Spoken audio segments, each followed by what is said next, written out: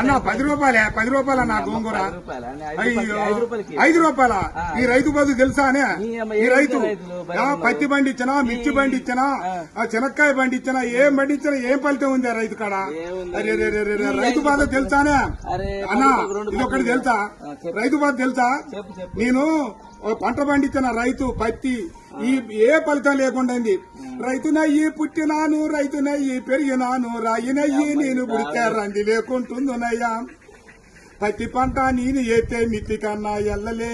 ఏం బతుకు ఏం బతుకు ఈ రైతు బతుకు చూడరా, ఏం బతుకు ఏం బతుకు. అరే మిర్చి పంట నేను ఏతే ఖర్చులన్నా బూడలే. ఏం బతుకు ఏం బతుకు ఈ రైతు బతుకు. ఈ బతుకు నేను బతుకాను.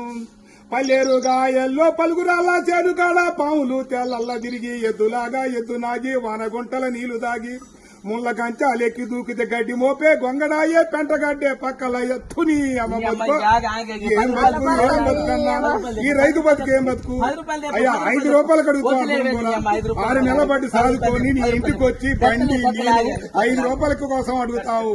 ఈ రైతు బతుకు ఎక్కడైనా చూసుకోలేవా? అయ్యయ్యో.